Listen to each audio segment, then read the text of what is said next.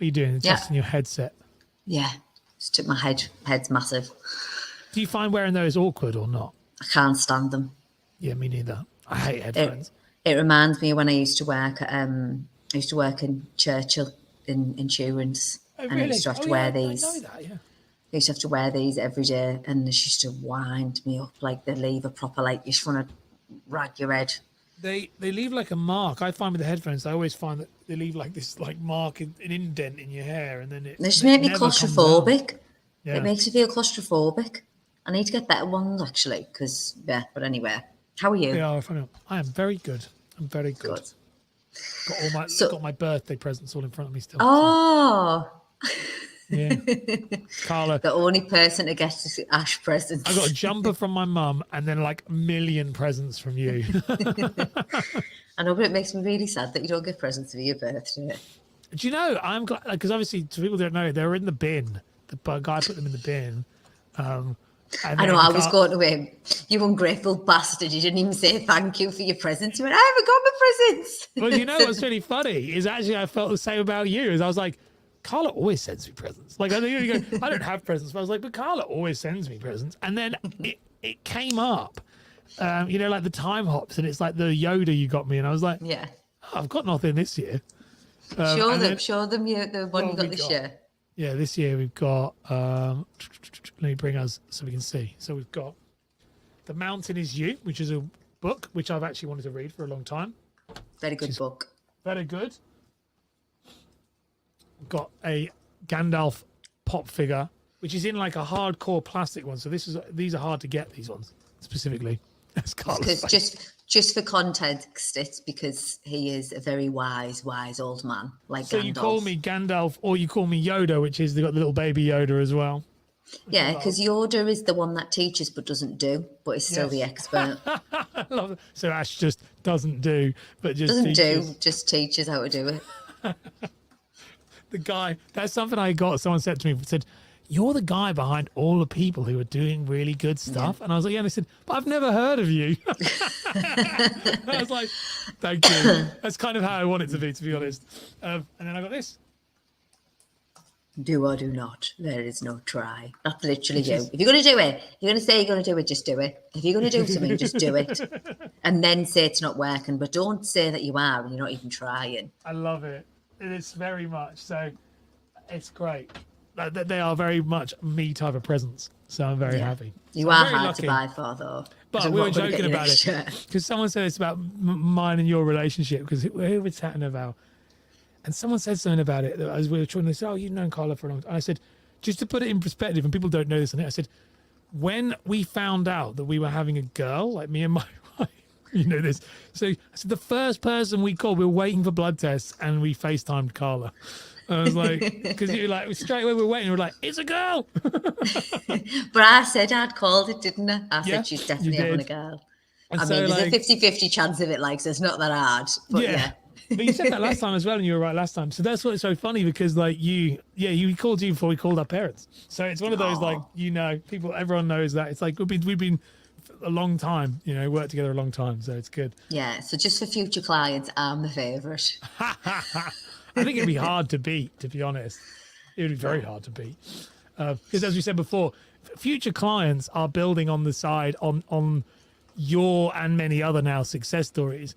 But we spoke about this many times with you, is that yours was like you had never made a video at all, knew nothing about this stuff at all, and telling me that you believe there's something about you that could that people want to know about, and that you're going to be good, and there's like no proof. And then on the other side, I'm like, I can get you there and have no proof about. I'm like, yeah, I can do it. We could do the whole thing is very like, I think we could make this work. Yeah, okay.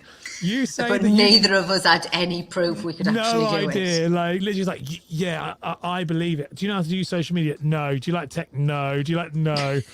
And I was like, oh, okay. And then it's me like, have you done it with it? No, just myself. Where's your success stories? I haven't got one. And I remember saying to you, I'm going to be your first one. Yes, you did. And you know what's really funny? Everyone said that they were going to be my first success story, and you're the last one left.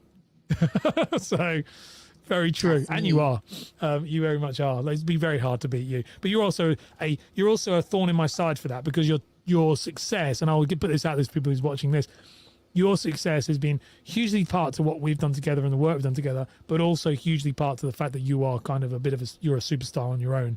So there's that kind of like, and my best mate summed it up. He said, because we were chatting about you in the car when I picked him up from the airport at the wrong time, like I said last time, and he said, about you and talking about what you'd achieved, and we're talking about you breaking your records recently. And he said, it's a bit like singers. He said, some people are born, he said, Pavarotti's born with a voice. You can train it, but he's born that way. He said, you could train forever. If you've not been born with Pavarotti's voice, you're not going to sing like Pavarotti. Yeah. And he said, and that sounds very similar to you. And I think sometimes I have people come on calls with me and they're like, well, I want to do what Carl does. I'm like, well, I could maybe get you to this part, like half of what she's done. We could probably do that. But you were already kind of a rising star massively when we first met. So there you go. Well, thank you. All the flowers. That was worth the presents for that little That was worth the speech. presents. Yeah, it's true. All right. So what are we talking about today? I want to try and give people a tip on something that worked for me. But it has worked for me a few times, but even more so, when something happens and you're like, oh, I need to actually make people aware of that. So I've always spoke about, when you do people's insurance, make sure they do like a post on Instagram, post on Facebook, post on LinkedIn, get them to tag you, get them at the end of the day, client awareness is, I think, at least 50% based around word of mouth from other people. So yeah, they can sit and see you for a year, but they might not want to use you because they don't know anyone else who has. And it's that first step of, is she as good as she says she is? Is he actually a professional? It's a bit of a jump to take. Yeah. Whereas when they see that their friend or someone they used to work with or someone they know has got insured with you, they go, people are like sheep, and they're like, oh, well, if they use you, I'll use you. It's literally what we just said about you. It's exactly that. With me and you working together, but once you've got the proof, people will come. Yeah, so it's like that. It helps. Now, a lot of the time, what gets overlooked, because it's quite an awkward thing to go over with a client, but I think it's worth having the awkward conversation. So it goes without saying, if you do someone's insurance, make sure that every time you speak to them after it's set up, whether that's on an email or whether it's on a WhatsApp or conversation with them, ask them to post for you and be honest with them. Say to them why you want them to post for you. Explain what it does for your business. At the end of the day, if you've helped them and they're grateful, natural human nature is to want to do something back for that person. And shy kids getting out, ask a question and you'll get an answer. On top of that, when someone's had a claim, right, it's obviously really uncomfortable, because when they come to you and they want you to go through the claim with them, it's a difficult time.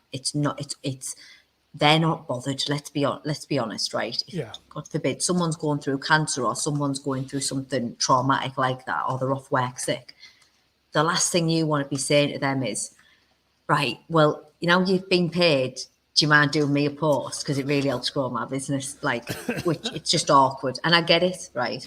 However, try and look at it from a different point of view. Instead of feeling like you're being cheeky or you're expecting too much or you're asking them at like the wrong time, just explain to them that, ask them the question, say, are you glad you had this insurance in place? Like when they've received a payout and they're absolutely over the moon because they have been able to cope financially after getting diagnosed with cancer, or they have been able to pay the bills when they've fractured their leg and they can't get on site. Ask them if they're glad they have the cover.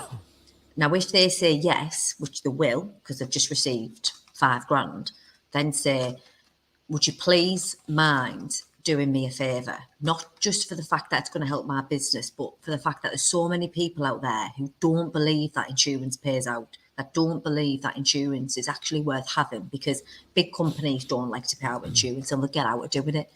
There's not many people who, other than insurance advisors, who have the ability to back that up unless it's on the TV. And as everyone knows, when something's on the TV, whether it says Mr. Smith from Manchester, you still think it's a load of shit because they're being paid to be on TV, right? Yeah. But when it's raw, genuine clients and raw, genuine experiences that people have gone through, it's a lot more believable and relatable.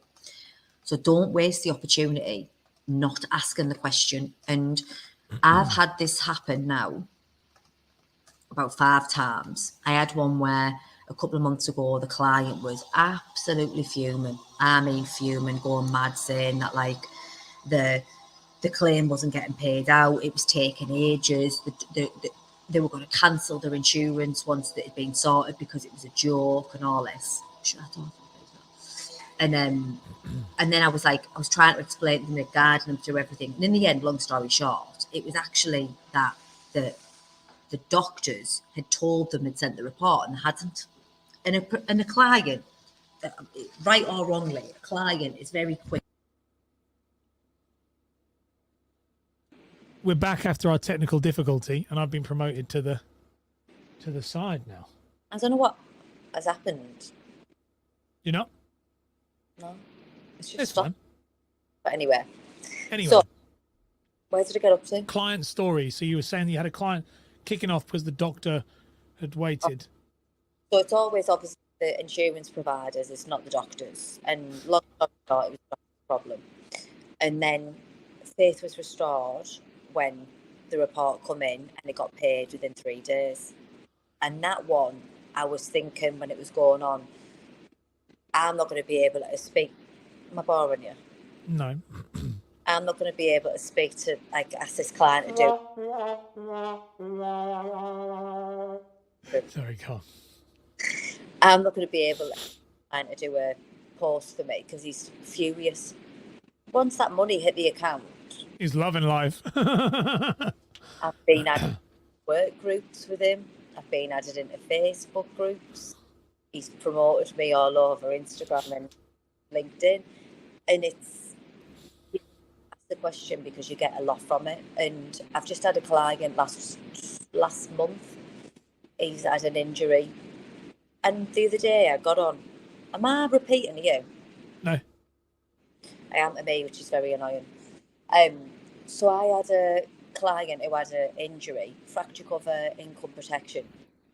And last week, I opened LinkedIn and I had probably about 40 connection requests, 20 messages in my inbox. I said to Millie, what the hell's going on? I was looking, thinking, none of my posts have gone viral, nothing's like different. Anyway, on Saturday, this bloke who's going to a claim messaged me and said, I just want to let you know I've done a post on LinkedIn. It's getting a lot of traction. But I'm just so happy with everything you've done for me and I'm really grateful, like, for all your help. Because when I was on holiday, I was still helping him. Because obviously he's going through a claim. Yeah. And I went on the post. It's the post I reshared. I was going to say, I'm going to bring it up now. That's the one that you did. I couldn't believe it. Like, the amount of interaction it got and the fact that in his industry or within his network, people must respect what he says. Yeah. We've just gone off what he said, which is quite hilarious when 90% of them might already follow me and see that that's my job and I win awards, but they don't believe what I say. This bloke said I'm good, so I must be good. But yeah, he's it's gone crazy. And that's all from one, obviously, him knowing that's how I grow the business, because that's how he got in touch with me originally, was through LinkedIn. Yeah. But you have to ask your clients, and sometimes just be honest and straight with them and say, why? You know, it's going to benefit me, but it's also going to benefit a lot of people out there who don't have any awareness of this and might be in your position and financially struggle. It's important. The stories are very important. They're more important than people realize. In fact, they're the reason why, like, I've been re-engaging with people for like video testimonials and our clients, because the stories of someone else who's been in a situation is going to speak volumes. And if you can get it in a video format, it's even stronger. If you can get someone to say, this is what happened to us, this is why, this is what has happened since, it's amazing. Case studies is one of my biggest focuses going into 2024. Is like, do you have enough myself and clients, are you really leveraging case studies? Because I think because you're proven, and if we didn't plan this, you saying this is so true. It's exactly the same thing I've been focused on. Is like, you can market about all this other stuff. Like, you know, you can talk about this is education and all that informational content, But sometimes the most heavy hitting stuff is just, this is Mark, and Mark achieved this. He was worried about this, and this is his. When you have a real person, you're like, ah, wow, But it's okay. like when you want to be the expert, you want to be award winning, you want everyone to know you know what you're talking about. In reality, until you've got social clout, as in someone, Proof, yeah. someone that showing that you do what you say you do. That's the best marketing you're going to get. Yes. The easiest thing to be able to get clients is someone else saying, she's class, she's brilliant, she does what she says she's going to do. Or me sitting there for 30 hours of content over the past year. Yeah. That is more powerful. Yeah. So make sure you're taking advantage of it, whether it's even like something like hospital benefit. I had a client a couple of months ago who got paid out because her child was in hospital for a few months. And she just put a post out saying, I got X amount, I wouldn't have had it. It wasn't something that I thought was covered. I got so much business from that because she's using herself to promote me, not me promoting a product. That makes sense. Huge. Oh yeah, and as you say, there's so many ways around doing it. Like I when I bring people on my podcast, I ask if they can write me a review on their experience of being on the podcast. There's so many things you can do to try and get different stories, because then you have other people who might not be clients, but they've endorsed. You can get so many stories. You can have family members. You could get kids of the parents, or the parents of the parents of the person who's claimed. Like, there's so many things that I think people don't. When people say I don't have any testimonials, I don't have any client stories, you're like, you will. Just look and ask. And as you say, it can be small cover. It can be. It doesn't have to be. And I think sometimes people want that. They want it to be that big, crazy, like crazy claim. But actually, it's the day-to-day stuff that's going to be the one that people relate to.